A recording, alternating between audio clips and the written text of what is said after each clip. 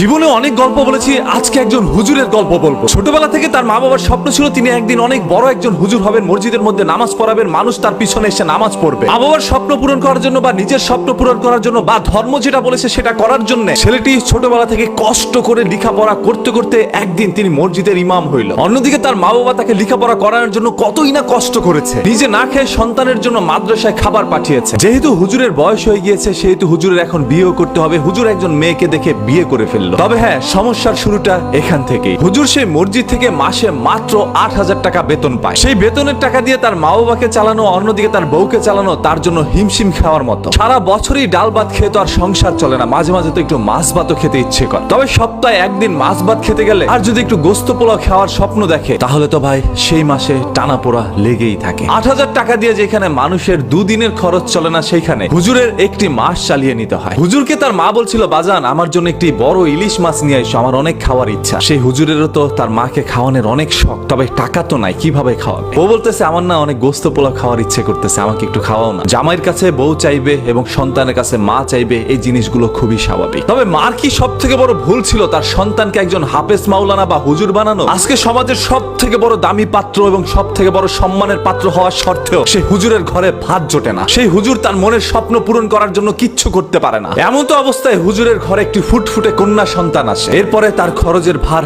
আরো বেড়ে গেল। সে ৮,০০০ টাকা বেতন পেয়ে হুজুর সব দিকে সামলাতে পারছিল না। বছর দুয়েক না কাটতে তার ঘরে আরো একটি ফুটফুটে কন্যা সন্তান আসে। দুইটি কন্যা সন্তানের বাবা হওয়ার পরে হুজুরের খরচ বা ব্যয় আরো তীব্র পরিমাণ বেড়ে যায়। তার মা বাবার অন্যদিকে বয়স হওয়ার কারণে তারা বৃদ্ধ হয়ে যায়। এখন তারাও কাজকাম করতে পারছে না, সবাই তাকিয়ে আছে এই হুজুরের দিকে। হুজুর কয় দিকে সামলাবে? তার বেতন তো ৮,০০০ টাকা। খাবারের দাম বাড়তে থাকে, ঘর ভাড়া বাড়তে থাকে, বিদ্যুৎ বিল, গ্যাস বিল সবকিছু বেড়ে যায়। তবে হুজুরের বেতন বাড়ে না। হুজুর যেহেতু বেতনে চাকরি করে না, হুজুর হাদিয়ায় চাকরি করে, সেহেতু মানুষকে বলতেও পারে না আমার বেতনটা একটু বাড়িয়ে দেন। তিনি তো হাদিয়া নেন, মানুষ খুশি হয়ে যায় দেয়, সেটা নিয়েই তিনি চুপ করে বসে থাকে। একদিন হুজুরের যখন দেয়ালে পিঠ ঠেকে যায়, হুজুর আর পারছিল না ৮,০০০ টাকা বেতন পেয়ে, তখন মসজিদের সকল মানুষগুলোকে নিয়ে তিনি একটু আলাপ আলোচনা করে। সবার কাছে তিনি একটি দাবি জানায়, আপনারা আমাকে আর কিছু টাকা বাড়িয়ে দেন। সবাই বলছিল, দেখেন ভাই, সবার এই ২-১০০ টাকা দিতেই অনেক সমস্যা হয়, আমরা কিভাবে এত টাকা দিব? আর মানুষের কাছে চাইলেও তো মানুষ দেয় না। সেই মসজিদের মধ্যে সভাপতি পোতারা পারে না হুজুরের ২ টাকা বেতন বাড়ায় দিতে। অথচ সভাপতি বানানো হয়েছে সেই সকল মানুষগুলোকে যারা সমাজের মধ্যে সব থেকে কলঙ্কিত এবং লুচ্চা মানুষ,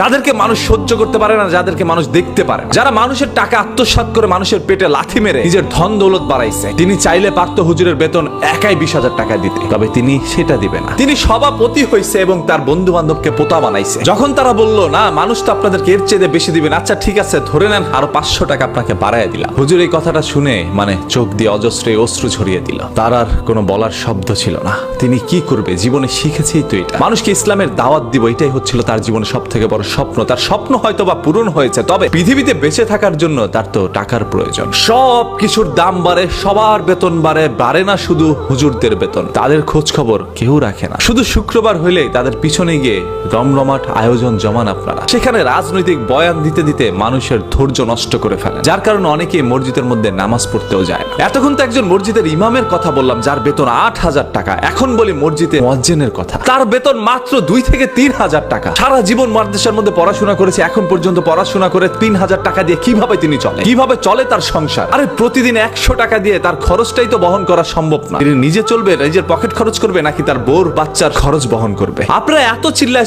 মাইকের মধ্যে বলতে পারেন ধর্মের জন্য আমরা সবকিছু করতে পারি, ধর্ম যেদিকে আছে আমরা সেদিকে আছি, তবে কই ধর্মের জন্য তো আপনারা কিচ্ছু করতে পারলেন না। যার পিছনে দাঁড়িয়ে নামাজ পড়েন, যেই মুয়াজ্জিন আপনার জন্য পরিষ্কার পরিচ্ছন্ন করে রাখে মসজিদটা, কারণ আপনি আবার অপরিষ্কার জায়গায় বসতে পারেন না, নোংরা জায়গায় গিয়ে নাচানাচি এবং নোংরা জিনিস খেতে পারেন। তবে মসজিদের মধ্যে যদি একটু নোংরা অবস্থা থাকে তাহলে সেখানে আপনি বসতে পারবেন না। মসজিদের মধ্যে যদি ফ্যান এসি না থাকে তাহলে আপনি সেখানে বসতে পারবেন না। ভোর হাতে জুতার বাড়ি ঝাড়ুর বাড়ি খেয়ে মসজিদের মধ্যে গেছেন নামাজ পড়তে, ওইখানে গিয়ে আপনার ক্ষোভ প্রকাশ করছেন হুজুর মুয়াজ্জিনের উপরে। আর কতদিন তারা এইভাবে লাঞ্ছিত বঞ্চিত হবে আপনাদের কাছে? এই সকল সমাজের অমানুষ কুলাঙ্গার গুলোকে চিহ্নিত করো, এদেরকে মসজিদের সভাপতি পোতা বানায়েন না। মসজিদের মধ্যে কোনো সভাপতির দরকার নাই, হুজুর থাকলেই যথেষ্ট। যিনি সমাজের সব থেকে বড় সম্মানের পাত্র, তার ঘরে ঘরে গিয়ে টাকা তুলতে হবে না। প্রত্যেক মাসের বেতন হুজুরকে মসজিদের মধ্যে গিয়ে আপনারা দিয়ে আসবেন। এটা হুজুরের জন্য নয়, অন্ততপক্ষে ধর্মের জন্য করেন, নিজের স্বার্থের জন্য করেন। কারণ জীবনে তো নামাজ পড়তে যে সকল সূরার প্রয়োজন হয়, নামাজ কয় রাকাত সেটা জানার জন্য একজন হুজুরকে প্রয়োজন হয়, সেহেতু আপনার এই সকল জানার জন্য আপনার নিজের স্বার্থের জন্য হইলো হুজুরকে কিছুটা টাকা দিয়ে সাহায্য করে দিয়ে আসে। এরা চক্ষু লজ্জার কারণে মুখ খুলে আপনার কাছে টাকা চাইতে পারে না। এরা হাসি দিয়ে বলে